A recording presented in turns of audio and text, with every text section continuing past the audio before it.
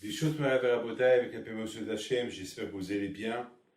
J'espère que vous avez passé une bonne semaine, que Hachem vous protège, vous donne la santé, la joie vers Hachem. Eh bien, ce soir, si Dieu veut, on va aller chez Baal Shem Tov.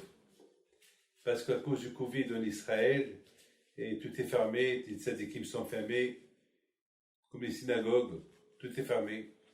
Donc, malheureusement, on ne pouvait pas aller chez Rabbi Akiva et Shammai, ce sera pour la prochaine fois. Mais, bon Hachem, on a trouvé le grand tzaddik Baal Shem Tov, celui qui cherche les miracles, celui qui cherche des brachot, il le trouvera là-bas. Donc, ce soir, les Tunisiens, ils font la fête de la Saouda de Yitro. Alors, on se pose la question. D'où les Tunisiens, ils ont eu cette coutume-là de la Saouda de Yitro? Est-ce que c'est les Tunisiens seuls qui ont le droit de faire une Saouda? Bien, on l'appelle, vous savez, ce soir, on l'a faite. Malheureusement, ce soir, partout, il y a le Covid, donc c'est pas comme d'habitude, mais chez soi, ils vont bien la fêter. Alors, tout d'abord, on va essayer de comprendre ce qui est Yitro. Pour expliquer, vous allez écouter plein de choses ce soir, si Dieu veut, parce que de donner, c'est la Saouda de Yitro. Alors, on va un peu raconter des histoires des tzadikim, on va se regarder un peu avec les tzadikim, pour se renforcer dans les monas. Alors, Yitro, c'était le beau-père de Moshe Rabbeinu. Yitro, il a découvert Dieu. Vous savez, à l'époque, les gens, ils étaient idolâtres. Il y avait l'idolâtrie de partout. Les gens, ils croyaient dans le Dieu du soleil. C'est pas comme aujourd'hui, les gens, ils croient en Dieu. Mais malheureusement, à l'époque, c'est comme ça. C'est comme ça. Donc, même les Juifs, qui étaient dans le désert, en Égypte, esclaves de Paro, à force d'être esclaves, à force de ne pas exercer la religion, alors ils ont oublié, donc ils ont gardé que quelques coutumes, c'est tout. Vous savez, je dois dire quelque chose. Une fois, j'étais à l'île de la Réunion, c'est presque à 16 heures de vol de Paris, 20 heures de vol d'Israël. Je me rappelle, il y avait à l'époque une petite communauté, et je me rappelle, il y avait une femme juive qui est venue me voir. Et j'ai posé la question, je lui ai dit, ça va, tu vas bien, vous mangez cachère? Elle me dit, moi je suis mes coutumes. Alors je lui dis, c'est quoi tes coutumes? Elle me dit, mes coutumes, j'allume les bougies le Shabbat. Je dis quoi? J'allume les bougies le Shabbat. Je dis pas le Shabbat, bon, vendredi soir. Elle me dit, non, le Shabbat. Je dis, le Shabbat? Je dis, le Shabbat c'est péché. Eh ben, c'est comme ça qu'on m'a appris. C'est comme ça qu'on m'a appris. On allume les bougies le Shabbat. Je dis, mais c'est interdit. On allume les bougies le vendredi soir, mais avant la nuit. Non, non, non, non. Nous, c'est comme ça que j'ai appris. Et je lui dis, madame, et tu fais un repas de Shabbat? Elle me dit, oui, je fais un repas, je fais de la viande grillée. Je dis, mais c'est péché Shabbat. Elle me dit, ben, c'est comme ça que ma mère elle faisait. Mais très, très bien. Alors, je lui dis, alors, tu as la religion de ta mère. La religion, c'est une seule. Il n'y a pas de religion, c'est une seule. Elle dit, mais c'est comme ça. Et Pessah? Elle me dit, non, Pessah, on ne nous a pas habitués à faire Pessah. Et ça, non, finalement, la pauvre, et ça rien. Vous savez, mes amis, que à l'époque, les gens, ils étaient idolâtres. Ils n'ont pas encore reçu la Torah. Donc, étant donné qu'ils n'ont pas reçu la Torah, donc chacun, il croyait en Dieu. Mais pour eux, pour arriver à Dieu, c'était tellement dur. Ils se disaient que c'est pas possible d'avoir un contact directement avec Dieu. Alors qu'est-ce qu'ils font? Ils vont avoir un intermédiaire entre eux et le bon Dieu. C'est comme ça qu'ils faisaient. Et c'est pour ça qu'ils vont vénérer le soleil, ils vont vénérer la lune, les étoiles, la mer, les poissons, le lion, les animaux, les crocodiles. Vous savez, c'est comme ça. C'était comme ça. Mais une fois que le peuple juif a reçu, donc c'est pour cette raison que les Juifs en Égypte, le fait qu'ils étaient esclaves chez Paro, et à force de voir pendant 400 ans les gens qui vénèrent comment ça s'appelle, les animaux, alors ils ont fini aussi par vénérer les animaux. C'est pour ça qu'on dit dans la Gada, nos ancêtres, ils étaient aussi des idolâtres. Parce qu'ils ne savaient pas. Ils ont appris l'Égyptien. Il a fallu que mon cher Rapino, il vient, il leur enlève cette idée. Ils croyaient qu'il y avait Dieu, comme cette femme-là, qu'elle croit qu'on pouvait allumer Shabbat, les bougies Shabbat. Mais c'est pas comme ça. Donc les Juifs en Égypte aussi croyaient. Ils croient en Dieu, et voilà, ils n'ont pas mélangé leurs vêtements, ils n'ont pas changé leur langue. Voilà, c'est tout. Pour eux, c'était ça la religion, pas plus. Il a fallu que Moshe Rabbeinu, pendant 1 an, il a tapé l'Égyptien, tapé le Pharaon, jusqu'à qu'il lui a montré qui est Hachem. Et là, les Bnei Israël, ils ont quitté l'Égypte pour aller recevoir la Torah. Donc ils étaient conscients que l'être humain, il a une Torah. C'est pas vivre comme ça dans la nature. Non, non. C'est pas y croire dans le Dieu du soleil et faire ce que tu veux. Non, non. Lorsqu'on croit en Dieu, ça veut dire on croit en Dieu, il y a la loi et il y a des règles, et bien sûr avec le respect, sans déranger personne. Vous savez, une fois, j'étais dans un avion et j'allais en Guadeloupe. Et j'étais accompagné avec quelqu'un, je ne peux pas mentir, je ne peux pas dire tel ou tel, je ne sais pas, mais j'étais accompagné avec quelqu'un, l'avion était vide. C'est bizarre. En général, les avions qui partent en Guadeloupe, ils sont toujours pleins. Mais cette fois-ci, là, il n'était pas plein. Donc, j'ai pris 3 rangées. Et celui qui m'accompagnait, lui aussi, il a pris 3 rangées. Et voilà, j'étais... Bon, l'avion était vide, il y avait plein à manger, mais il n'y avait pas un repas caché. Mais bon, Hachem, que toujours moi, je prends des précautions, et je prends toujours avec moi des sandwichs, je prends toujours avec moi quelque chose à manger pour la route. Je ne prends pas de risque. Et voilà, même avec elle, pourquoi pas, parfois ils mettent de l'ail dans le manger, moi et l'ail, on ne se supporte pas. Voilà, c'est comme ça. On ne se supporte pas. Elle m'aime pas, je l'aime pas. Voilà, c'est comme ça. Et pourtant, l'ail, elle est bonne, mais c'est comme ça. Bon, on ne va pas parler de l'ail ce soir, on va parler de Hitro quand même. C'est la Seouda. Alors écoutez très bien. Alors, l'hôtesse de l'air, je suis désolé, vous savez, je ne sais pas, on ne nous a pas donné, on sait, vous êtes noté, oui monsieur, c'est pas grave. Mais j'ai de la peine, madame, c'est pas grave. Alors, à un moment donné, chaque fois qu'elle fait un tour, elle vient chez moi. Est-ce que je peux vous apporter quelque chose? Non, merci madame. Chaque fois, alors, vous savez, un voyage de 8 heures, 9 heures, on écrit, on se repose un peu. Et chaque fois, il vient, chaque fois, je lui dis, non, mais. Elle me dit, vers quelques heures plus tard, elle me dit, je peux vous poser une question? Je dis, oui. Elle me dit, vous savez, moi aussi, je suis juif, je m'appelle Mademoiselle Lévy. Ah, c'est bien.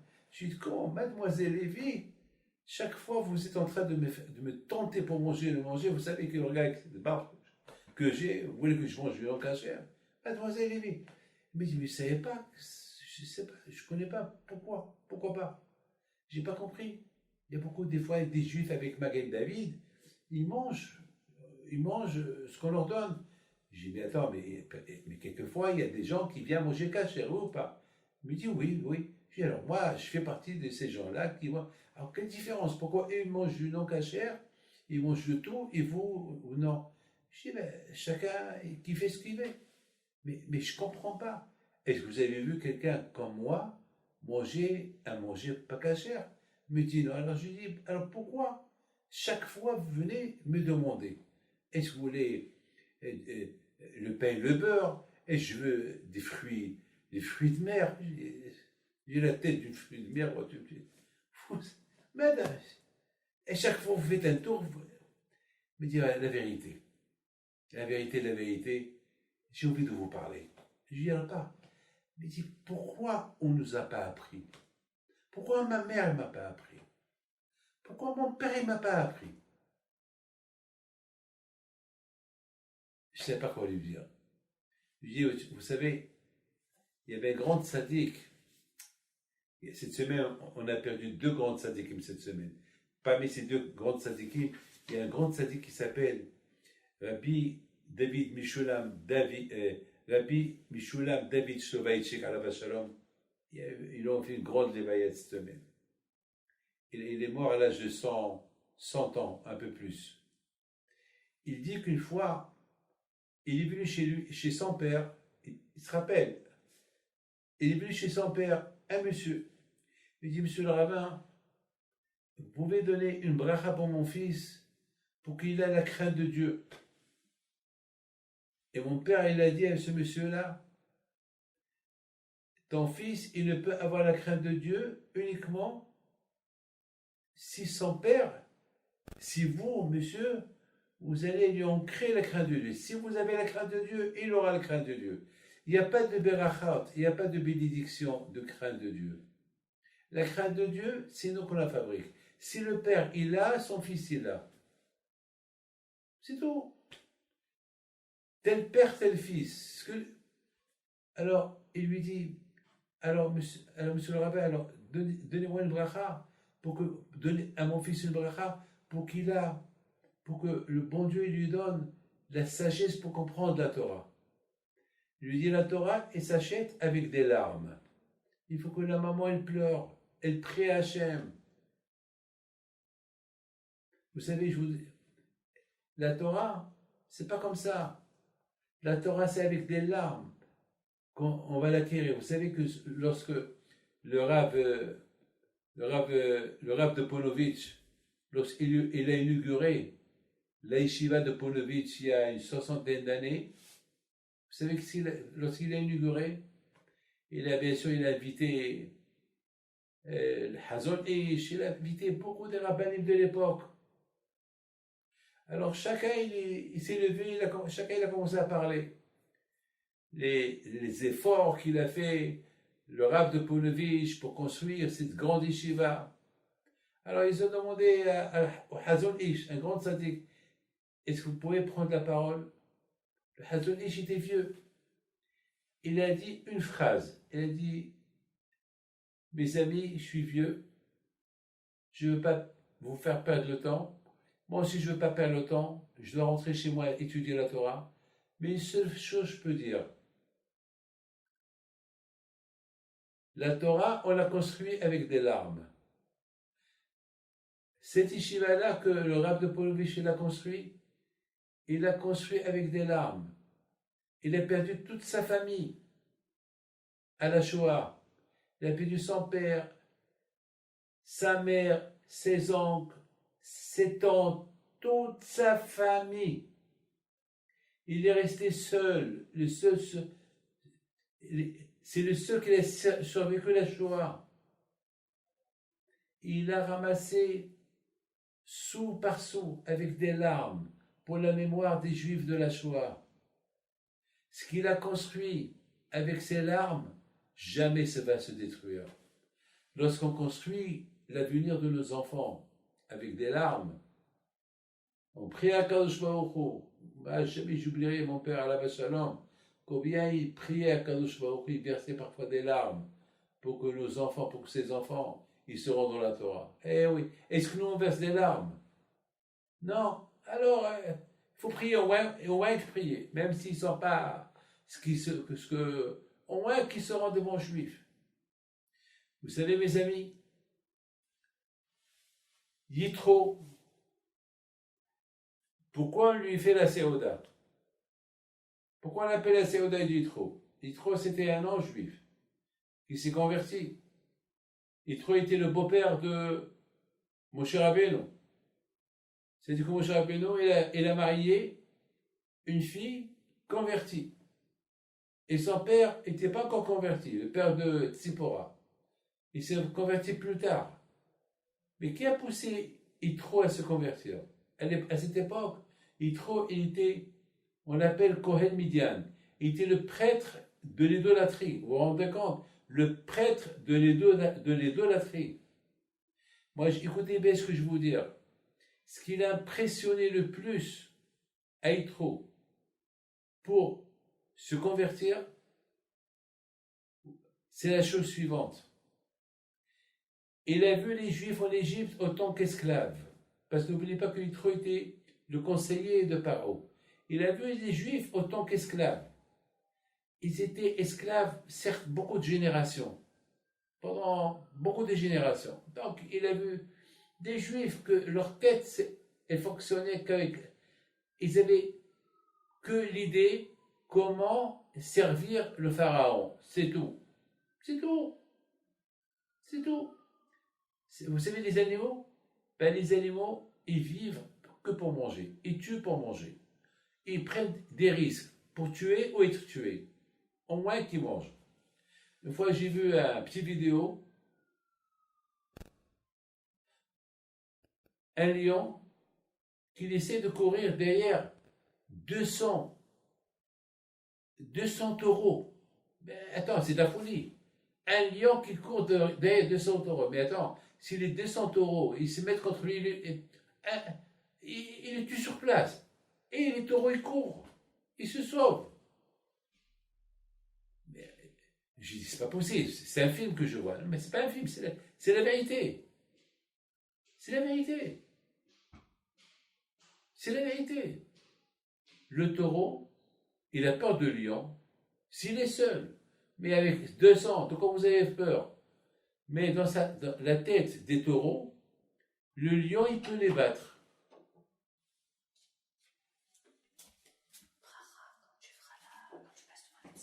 Dans la tête des taureaux, eh ben, dans leur tête, le lion, il peut les battre. Eux, ils voient le lion, pour le lion, c'est le roi lion. Voilà. Pour eux, c'est comme ça. Ils n'ont pas la tête à réfléchir. Attends, mais un taureau, il pèse 1 tonne. 1 tonne. Un taureau, avec ses cornes, il peut tuer le lion. Pourquoi des fois on a vu des petites vidéos, un taureau, il a renvoyé 2 lions, il les a renvoyés à 10 mètres de hauteur. Donc pourquoi vous le sauvez? Parce que dans leur tête, c'est le lion. C'est le lion. Alors, alors le lion, il profite de l'occasion. Mais le lion, il sait très bien que le taureau, il est plus fort que lui, parce que lui, il pèse peut-être 200 kilos, 250 kilos, pas plus, 300 kilos, peut-être moins. Le taureau, 1 tonne, il est fort. Il faut peut-être 4-5 lions, à savoir, s'ils peuvent, ils vont essayer de... Mais tous, les 4 lions vont prendre le risque pour le combattre. Mais c'est ça la bataille. La bataille, c'est que le lion, il veut manger. Il pense qu'à manger. Il a faim. Ou il se fait tuer, ou il tue. Mes amis, les Juifs en Égypte, dans leur tête, ils étaient des esclaves. Pour eux, n'importe quel Égyptien, c'est leur patron. Alors, pour leur enlever cette idée-là de la tête, ça prend du temps. Il faut une thérapie. Mais quelle thérapie? Peut-être bohum ta thérapie, peut-être des années, des centaines d'années de thérapie pour l'enlever. C'est comme quelqu'un qui est tellement sale, qui ne s'est pas lavé pendant 10 ans ou 20 ans, vous savez, pour enlever la saleté qu'il y a dans son corps, ça prend du temps. Alors les Juifs aussi, pour leur enlever cette tête-là, pour enlever de la tête, l'idée, vous savez, quelqu'un, je vous ai pas en d'honneur, il y a quelqu'un il avait un problème. Le problème, c'est que malheureusement, il a vu quelque chose qu'il ne devait pas voir, quelque chose de sale. Il a été choqué. Il a été choqué lorsqu'il a vu ça a été choqué. Bémet, hein, il a fallu que ses parents, ils l'ont pris chez les professeurs, chez les psychologues, chez les psychiatres. Ce qu'il a vu, c'est dur pour lui d'enlever ça. Et ça l'a dérangé dans sa vie jusqu'à qu'il a tout lâché. Il était génial, il était bien à l'école et tout, mais c'était dur. Je ne peux pas vous dire ce qu'il a vu, c'est trop sale ce qu'il a vu, donc il n'a pas accepté ce qu'il a vu. Le pauvre, jusqu'à maintenant, je l'ai vu 2 ou 3 fois, sa mère me l'a emmené, et je sais pas quoi vous dire. Donc, le bon Dieu lui envoie une fois chez les mains. Alors les petits Israël, avec tout ce qu'ils ont vu, ils ont pris leur enfant, ils les ont jetés. Vous savez, c'est dur.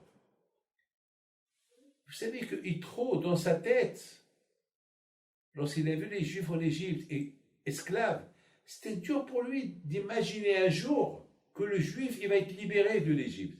Et voilà, il voit ce peuple qu'il a quitté l'Égypte. Il voit comment Akadosh Baruch Hu, il a frappé Paro. Mais il a vu une chose magnifique. Vous savez laquelle? Il a entendu la mer qui se coupe pour eux. Tout le monde a entendu ça. Très bien. Mais Yitro, il a entendu, il a agi. Il y a beaucoup de gens qui entendent, ils font rien du tout. Le plus important, c'est lorsqu'on écoute un rabbin qui nous dit comment vivre, quoi faire, quoi ne pas faire, c'est important. C'est important.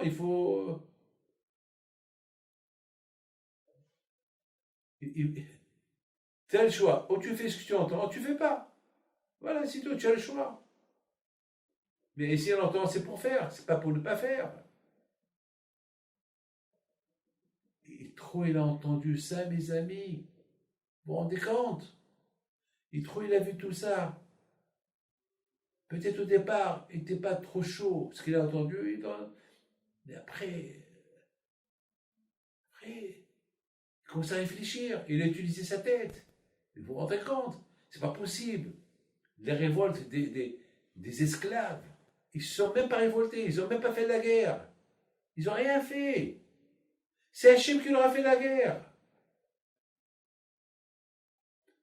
On peut imaginer, vous savez, dans la vie, il y a à Rome, il y avait la révolution des esclaves. Et ils ont brûlé Rome et tout. C'était ça a pris du temps, ça a pris presque 30 ans aux Romains pour les mater, pour vous dire. Et à la fin,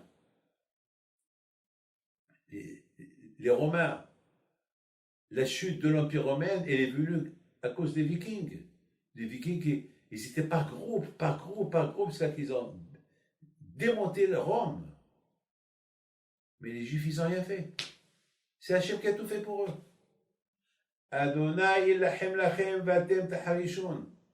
Moshe Rabbeinu il a dit au peuple d'Israël, ne priez pas, ne faites rien du tout, il n'y a pas de guerre, il n'y a pas de retour. C'est Hachem qui va tout faire pour vous. Et c'est ce qui s'est passé. C'est pour ça Yitro, il a pris la décision, that's it, ça y est, je retourne vers Hachem. Ça y est, je vais être parmi ce peuple-là. Et c'est ce qu'il a fait Yitro. En général,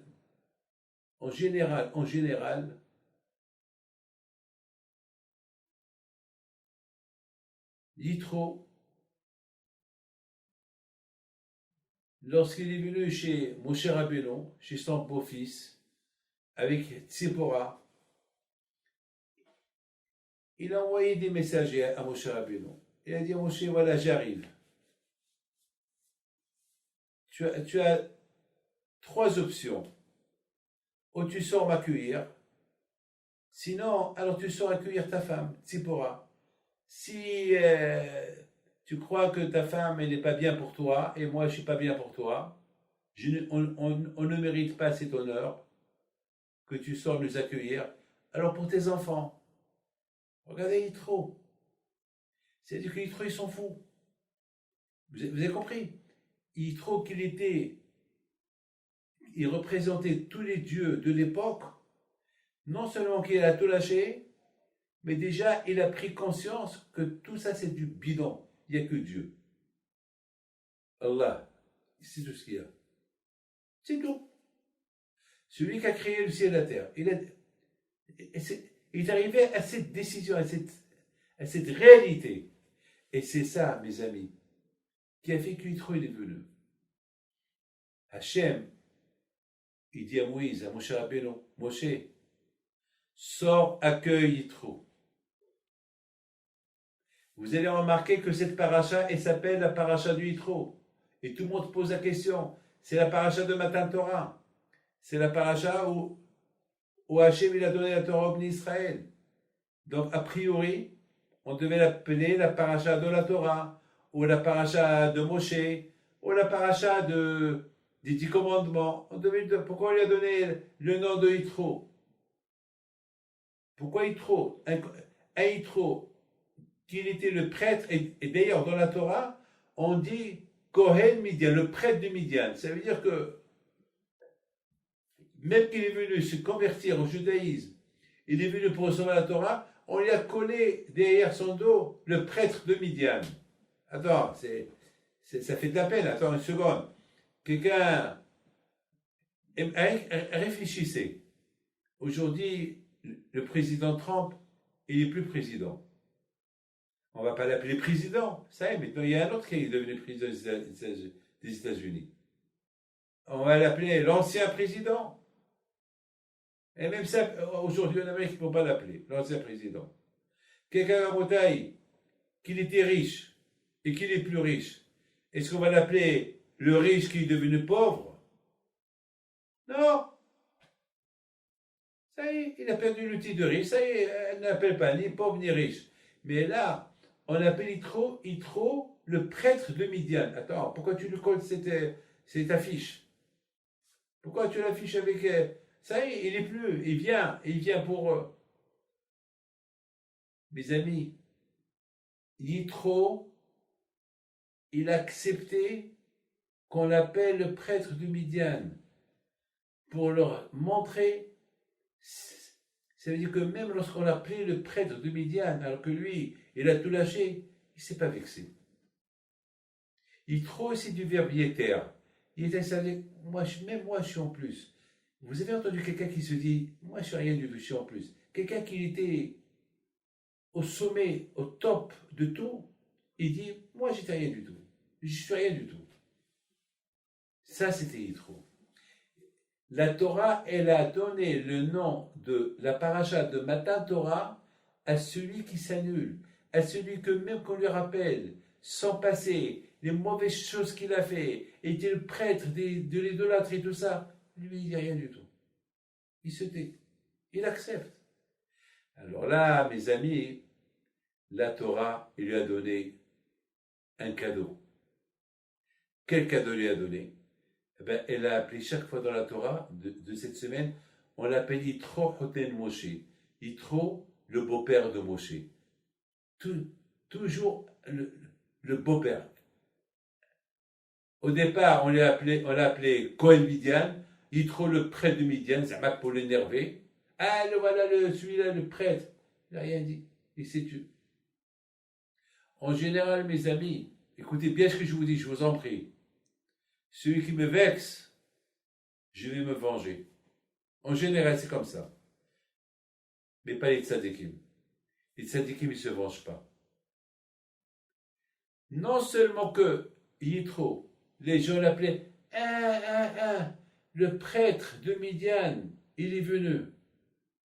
Vous savez qui ça a fait Yitro? Non seulement qu'il n'a pas répondu, mais il leur a fait une grande fête. C'est là la fête de Yitro. C'est pour ça qu'on l'appelle la Souda de Yitro. C'est comme ça que moi je comprends. Parce que Yitro, au lieu qu'il s'énerve contre eux, qu'il s'énerve contre ceux qui l'appellent, parce que tout le monde l'appelait, c'est le prêtre de Midian, c'est le prêtre. Parce que certainement il est venu avec des habits un peu pas juifs, des habits, parce qu'il avait, il sait pas comment s'habiller, donc il est venu avec des habits un peu bizarres. C'est le prêtre de Midian, c'est le prêtre de Midian, c'est lui le prêtre de Midian, c'est le prêtre de Midian. Les Juifs, ils ont commencé à voir que Moshe Rabbeinu, il faisait kavod. Aaron lui fait kavod. Tout le monde lui fait kavod. Alors ils ont commencé un peu à se calmer.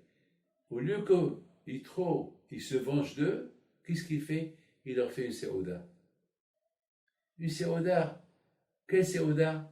La séouda, c'est comme Séouda Todaya.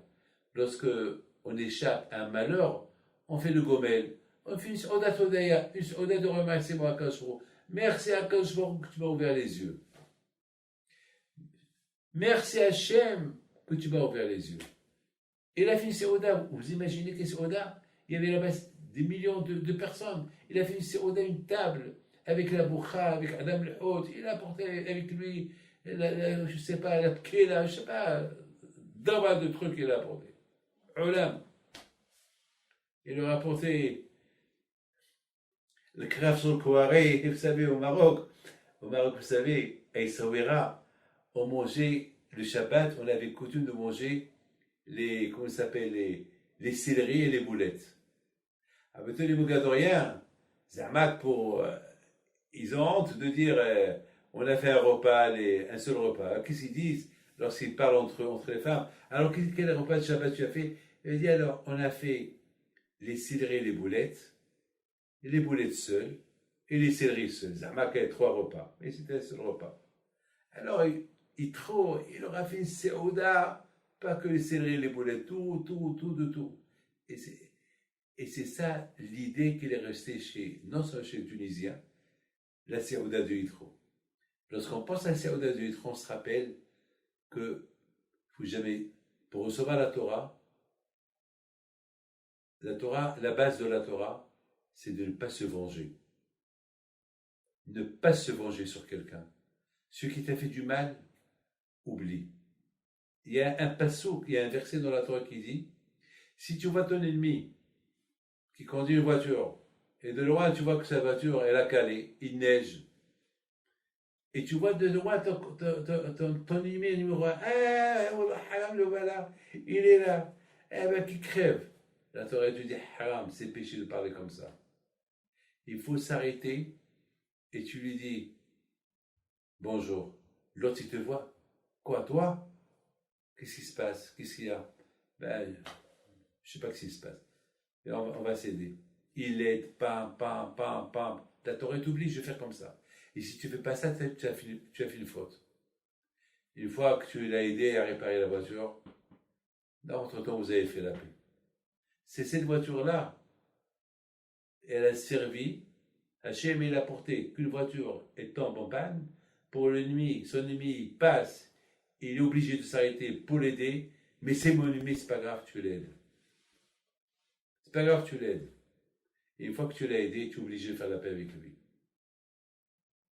Eh bien, Yitro, c'est ce qu'il a fait. Lorsqu'il a vu que tout le monde se moquait de lui, Yitro, le prêtre de Midian, qu'est-ce qu'il fait ici? Allez, on va faire la révolution, qu'est-ce qu'il fait avec nous ici? Il était le conseiller de Pharaon, parce que Hacham disent que Yitro, il était parmi ceux qui ont donné des conseils au Pharaon. Et il est encore vivant. Mais de l'autre côté, il voit que Moshe Rabbeinu, il le respecte. Aaron le respecte. Alors ils ont commencé à se calmer. C'est quoi la monnaie qu'il leur a rendue? Il a donné des bons conseils à Moshe Rabbeinu, comment s'occuper des Juifs. Et la Torah, elle a écrit les bons conseils que Yitro a donné à Moshe. Et en plus, il leur a fait une grande séouda. Et c'est ça la séouda. Vous savez, Rabbi Yaakov Abba Shalom, un grand sadique, il dit une phrase magnifique. Il dit que, au moment que Moshe Rabbeinu il a pris les ossements de Yosef Hatzadik de l'Égypte, c'est écrit Veikach Moshe Atzmot Yosef Imo. Et Moshe il a pris les ossements de Yosef avec lui. Alors il pose une belle question. Il dit pourquoi la Torah elle dit que Moshe Rabbeinu il a pris les ossements de Yosef avec lui. Que la Torah elle dit que Moshe il a pris les ossements. Ça il a pris les ossements. Pourquoi avec lui? Imo. Il donne une belle réponse. Il dit, c'est quoi le mot Imo? Ça veut dire que Moshe Rabbeinu, non seulement qu'il a pris les ossements de Yosef, mais Moshe Rabbeinu, il voulait prendre les bonnes qualités aussi de Yosef Hatzadik avec lui. C'est-à-dire qu'à pas les bonnes qualités qu'il avait Moshe Rabbeinu, mais il voulait encore ajouter les bonnes qualités qu'il avait Yosef Hatzadik. C'est ça le mot Imo. Je raconte une belle histoire qui s'est passé à Villeurbanne il y a quelques années. Vous savez que tout à l'heure, j'étais en train de vous expliquer que Hachem, il a fallu à Hachem pendant 1 an d'aider les Juifs en Égypte. Il leur a montré des miracles, comment il frappait le pharaon, rien que pour que eux, ils vont se sentir dégagés de l'idée qu'ils sont esclaves. D'ailleurs, la première chose que Hachem a dit au Bnei Israël, pendant les 10 commandements, la paracha que vous allez lire demain, après-demain, si Dieu veut, à la synagogue, la première chose que Hachem a dit, c'est moi Hachem qui vous a libéré de l'Égypte, de la maison des Égyptiens. Voilà comment Hachem il s'est présenté. Il a dit, Anouché Hachem Elokera, je me présente.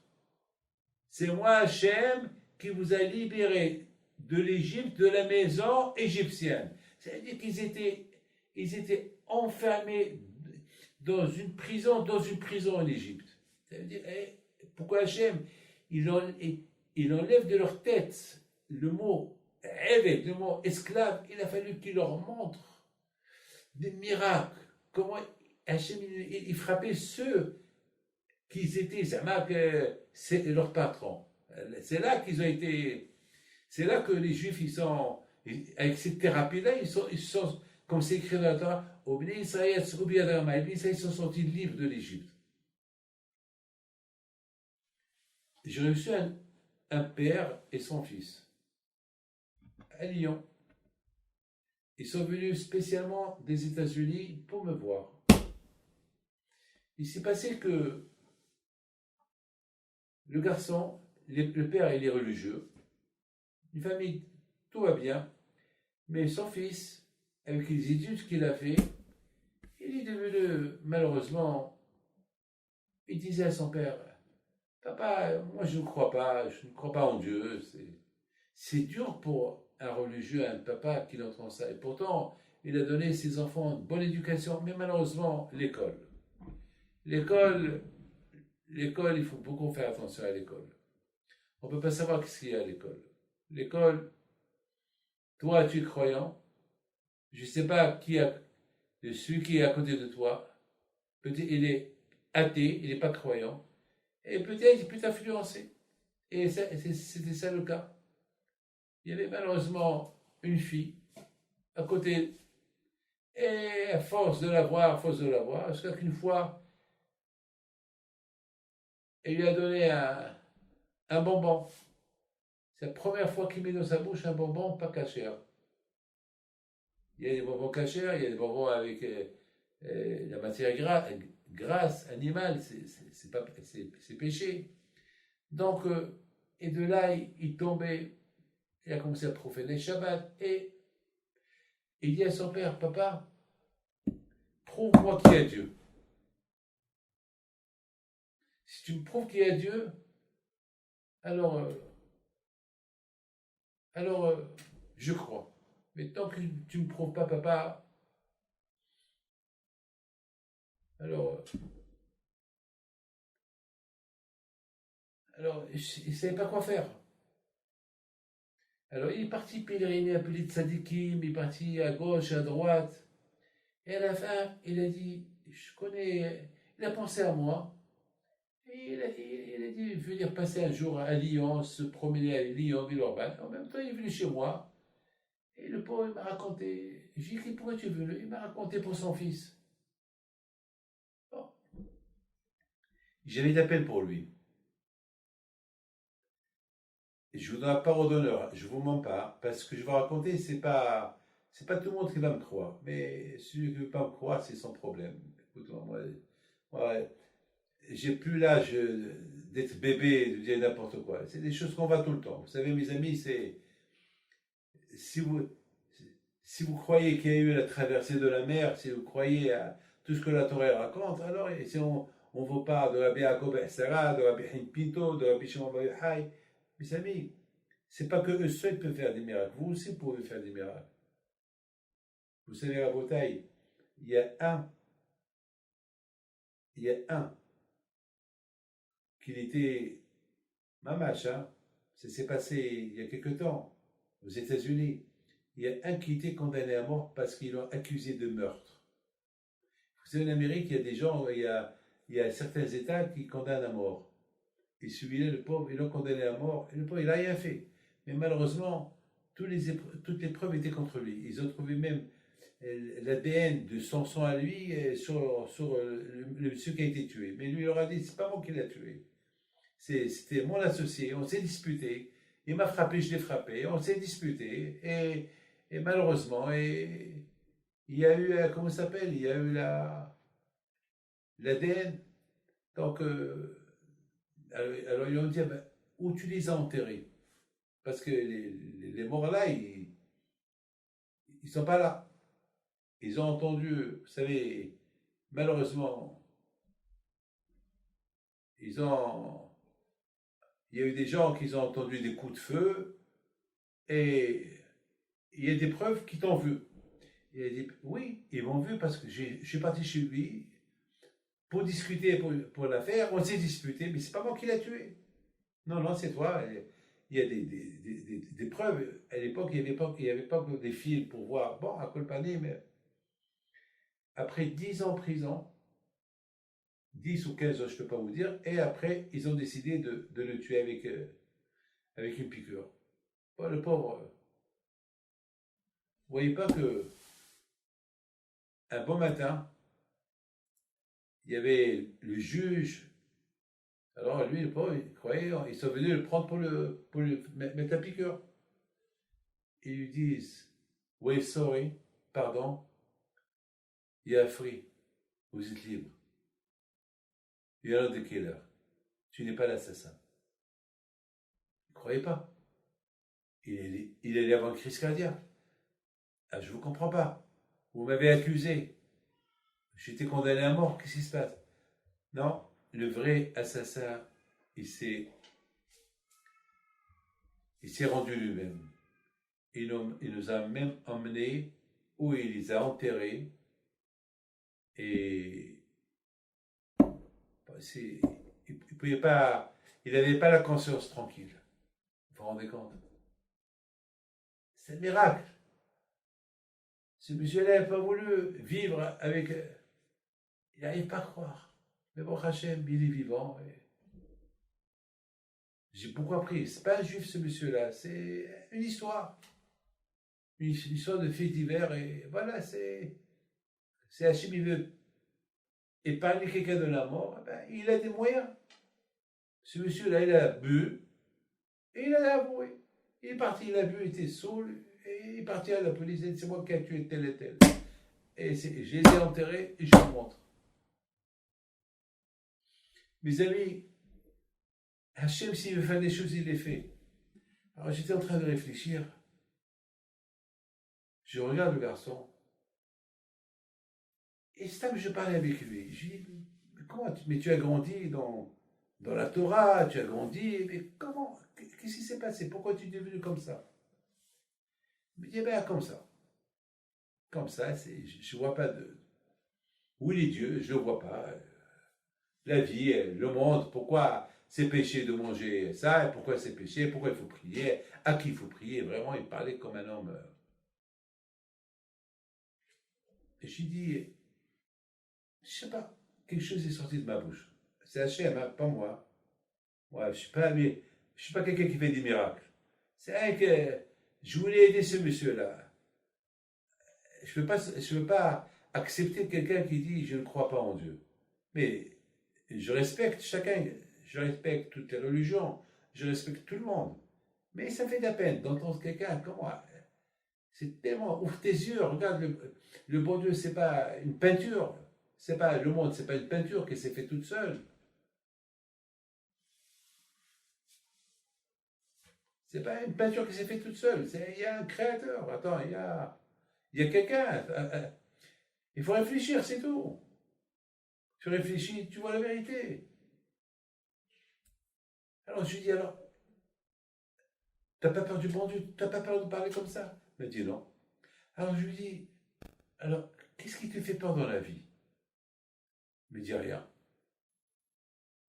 Rien. Un lion. Le lion, bien sûr, si je vais à la jungle, j'aurais peur. Il est toujours dans une cage aux zoo. Alors qu'est-ce qui te fait peur? Et soudainement, je lui dis, dis-moi, tu as peur des araignées? Il me dit, ah, les araignées, j'ai peur. Ah oui, ça me dégoûte, je peux pas. Je vous donne la parole d'honneur. Il était en face de moi, face à face. J'ai dit, du petit araignée, tu as peur et pas d'Hachem? Et je lui dis, et tu as peur de quoi d'autre? Il m'a dit non. Et de la nuit, l'obscurité, tu as peur? Il m'a dit non, pas peur. Pendant qu'on parlait, je vous donne la parole d'honneur, hein, il est vivant, il habite à New York, il était assis en face de moi. Vous voyez pas une araignée qu'elle descend, elle descend. Il l'a vu, il a reculé. Moi aussi, j'ai eu peur, j'ai reculé. Il m'a dit, c'est quoi ça? J'ai eu déjà peur de l'araignée. Moi-même, j'ai pas compris d'où cette araignée vient. Elle est venue au moment que j'avais besoin d'elle.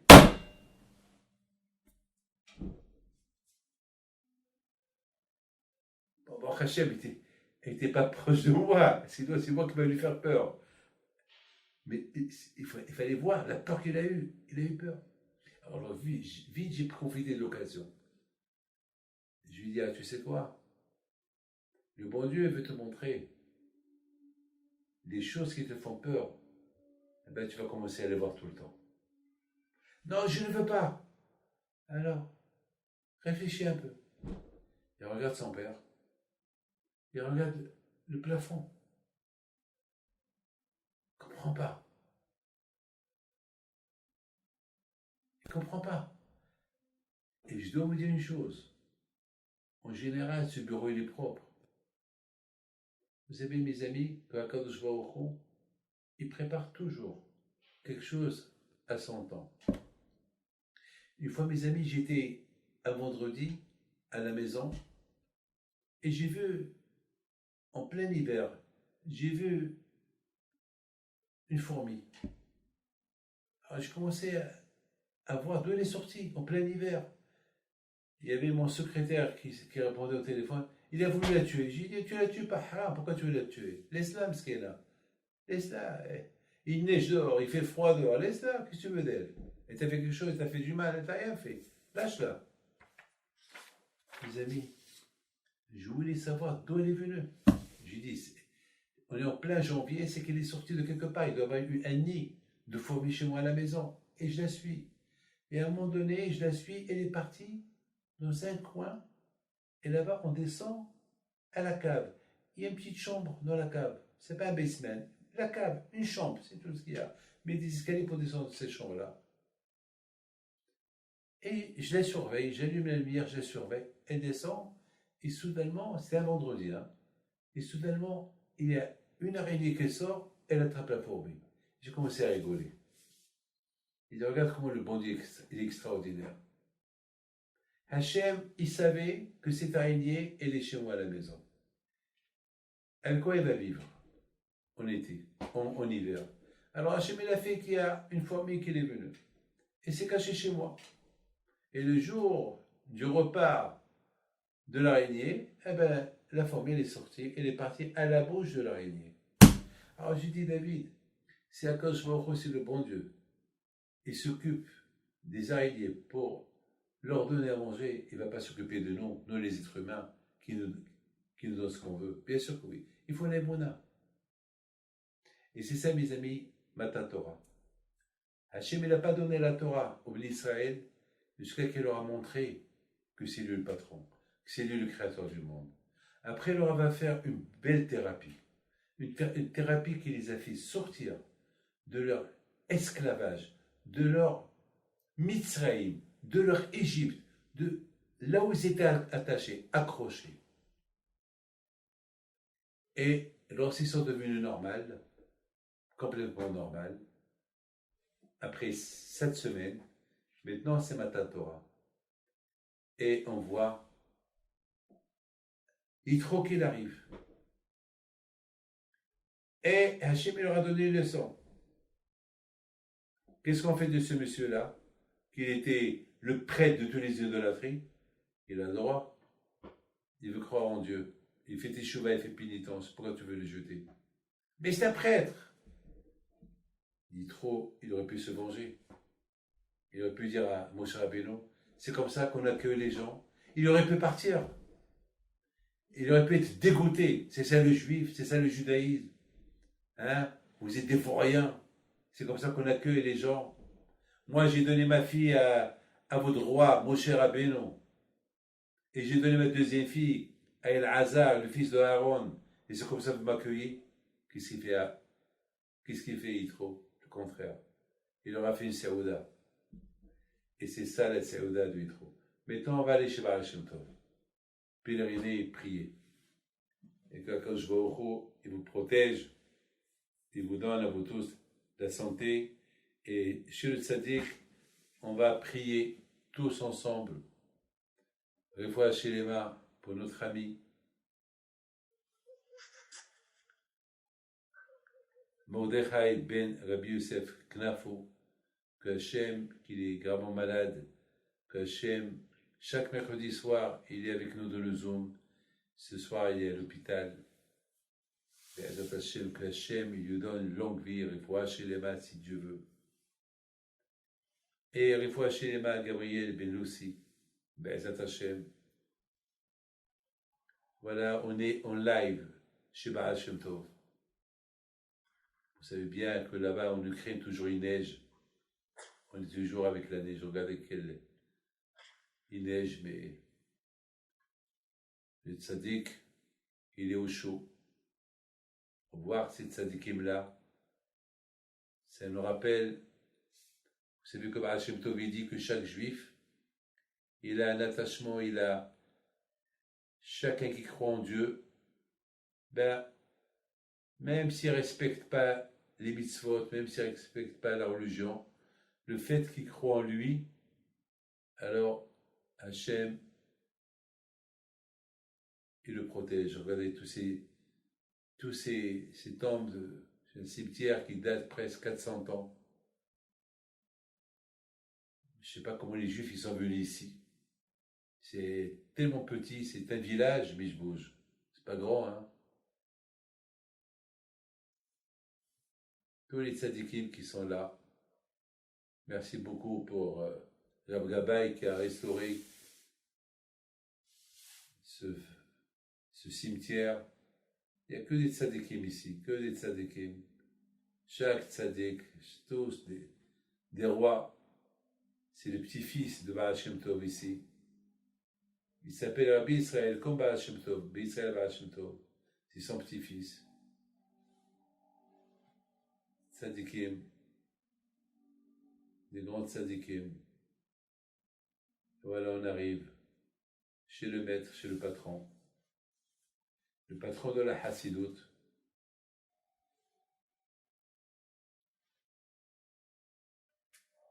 Voilà.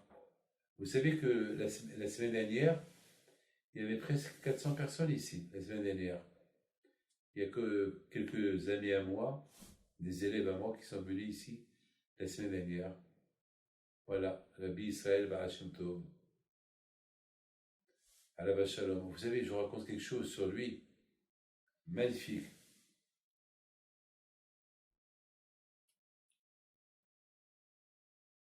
On raconte sur lui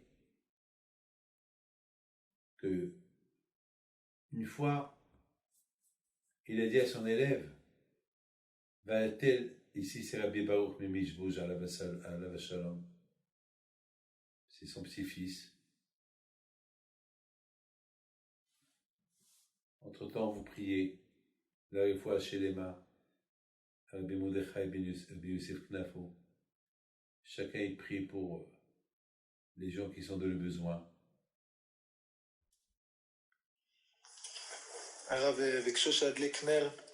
בבקשה, כן. להצלחת עם ישראל. Maintenant, on va allumer une bougie. של המעלות תשאינה להרים היהו איזה מונה ששמר יסייתן מאוד גרנו שכינו לנו ישן. שומי ישראל לא שומי חמנה אצלך יד מחיים השיר שוקי ובנה להם נשכם כל ישמות אשר אדוני. ישמור צאתך ובואך מעתה ועד עולם.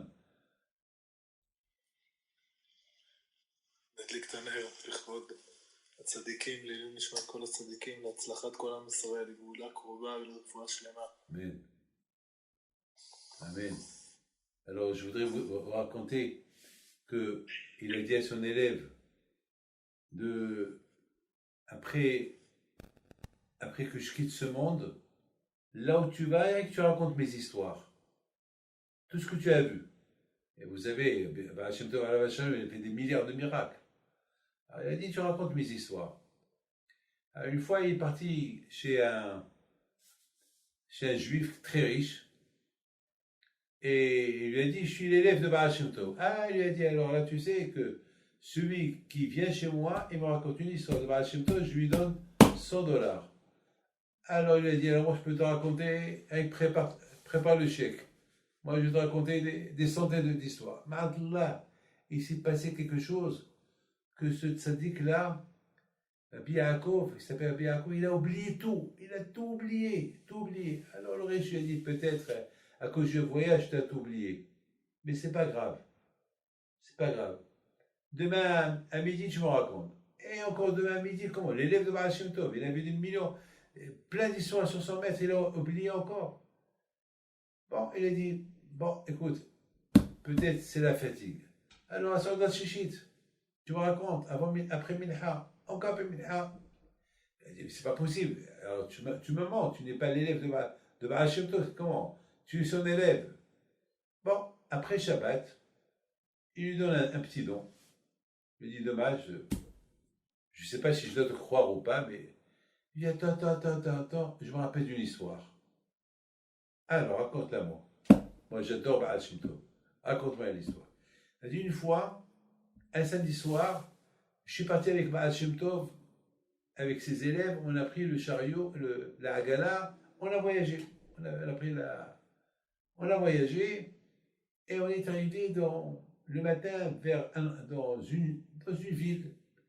Il m'a dit, tu vois, cette école-là, il y a là-bas un prof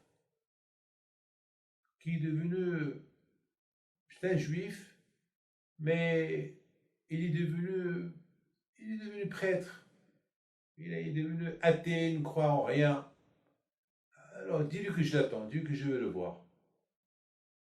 Mais il lui dit, mais Rabbi, mais si je vais là-bas, ils vont tuer les gens. Comment? C'est une école, une école, ils vont voir un religieux comme moi, ils vont te tuer toi aussi.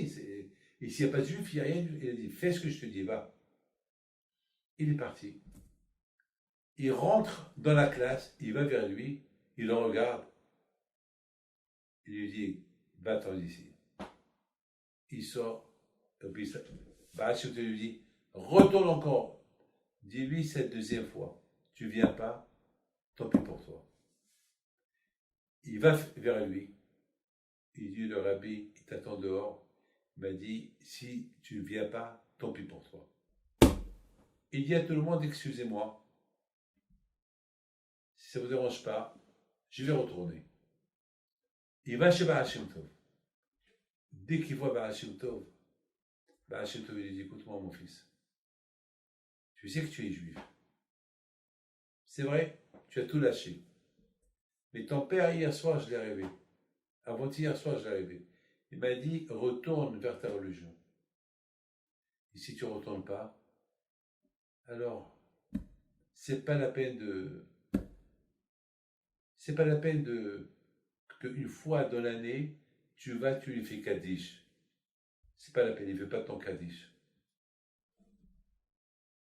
Voilà mes enfants. Hachem Tov, il le regarde, tu as une réponse à me donner?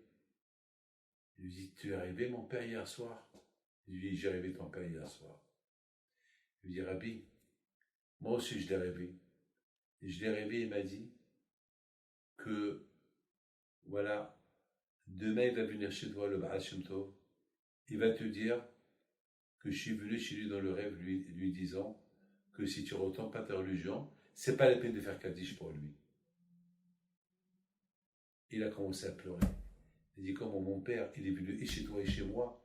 Oui, il est venu et chez toi et chez moi. Mais comment je vais faire? Je suis là. J'ai installé là. Il dit, c'est facile. Monte avec moi et va-t'en. Tu laisses tout. Et c'est ce qu'il a fait. Il est monté avec nous. On est parti. Le riche, il regarde Rabbi Yaakov. Il dit, regarde-moi, tu me connais? Il dit, non, je ne te connais pas. Il dit, regarde-moi bien. Et si tu te souviens de moi? Il dit, non, je ne me souviens pas de toi. Il dit, tu sais, ce que tu veux, je te donne. Reste avec moi autant que tu veux. Parce que c'est moi qui étais à l'école et c'est chez moi que vous êtes venus. Et c'est moi qui est arrivé mon père. Et Hachem Tov, il est arrivé mon père. Il est venu pour m'occuper. Je suis parti avec lui. Hachem, j'ai bien réussi dans la vie. Et avec la bracha de Hachem Tov, je suis devenu ce que je suis devenu, grâce à Dieu. Alors maintenant, qu'est-ce que je te donne? Ce que tu veux, je te donne. Donc c'est toi. C'est pour ça, la première fois que je t'ai vu, je t'ai reconnu. Dès que je t'ai vu, je t'ai reconnu. Mes amis, c'est ça la Emouna. La Emouna des tzadikim. Vous savez, la semaine dernière, j'ai vu un miracle à New York. J'étais pas à New York, mais une femme, elle m'a appelé, elle m'a raconté une histoire d'une femme que je connais très bien. Et toujours, elle vient me voir, elle et son mari, tout le temps.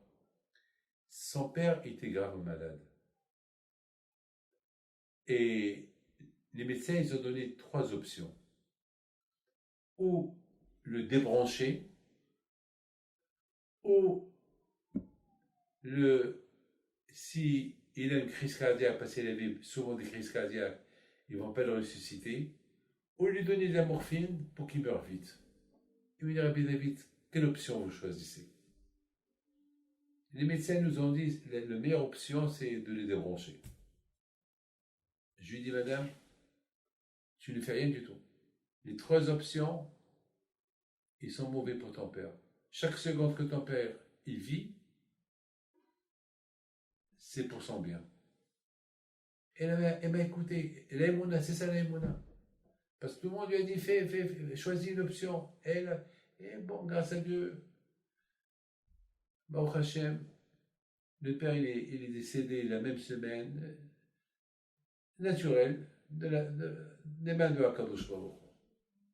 C'est tout, il faut savoir prier. On n'a jamais le droit de prier sur quelqu'un pour qu'il meure, ou débrancher tout ça. Il faut prier à Hachem qu'il ne souffre pas. Mes amis, Be'ezat Hachem, que les échos de Hachem Tov, ils soient avec vous. Alors tous, on va chanter un petit chant de Hachem Tov. La la la la la la la. La la la la la la la la. La la la la la la la.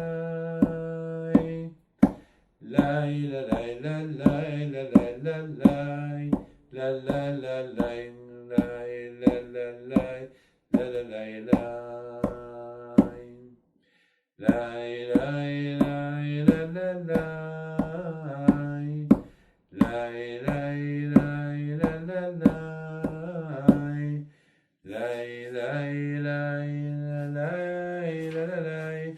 La la la la la la. La la la la la la la la la la la la. La la la la la la la.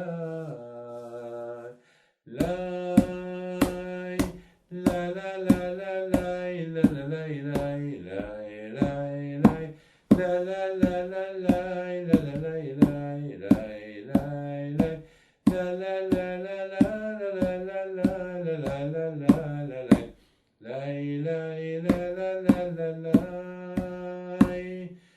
la la la la la la la la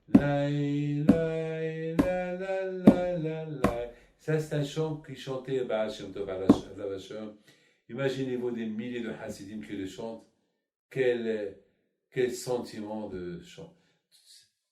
Si Dieu veut, la semaine prochaine, on ira au Maroc. Pèleriner des tzadikim que vous avez jamais pèleriné dans votre vie. Alors, je vous souhaite une bonne appétit de Saudat Yitro. רפואה שלמה, חנינה בת אסתחיה בן. הקדוש ברוך הוא lui donne ברכה והצלחה בעזרת השם. Et que Hachem vous donne un bon mazal, la santé, la joie, la prospérité, si Dieu veut. Merci d'être avec nous ce soir. Et un mercredi soir prochain, Be'ezat Hachem, Bisrut Torah Kedusha soit avec vous. Alors la semaine prochaine, si Dieu veut, notre thème, on va parler sur la prière. C'est quoi la prière? Qu'est-ce qu'elle fait la prière? C'est quoi prier? Voilà, on va parler de ça. Et on va raconter quelques histoires sur la prière. Regardez, quelle beauté, une ville. Regardez, il neige. Regardez, c'est Gan Eden. Ici, en général, c'est des milliers de personnes qui viennent chaque année ici. Hachem Tov, c'est le maître de Maggid Mizrich. Le Maggid Mizrich, c'est le maître de Balatania. Et voilà, il y a beaucoup de tzadikim. Le Maggid Mizrich, c'est aussi le maître de Babitchov, Bitzhak Alevi. Là-bas, c'est l'hôtel où les gens y dorment. Il y a pas mal, je pense, il y a une centaine de chambres là. Ou plus.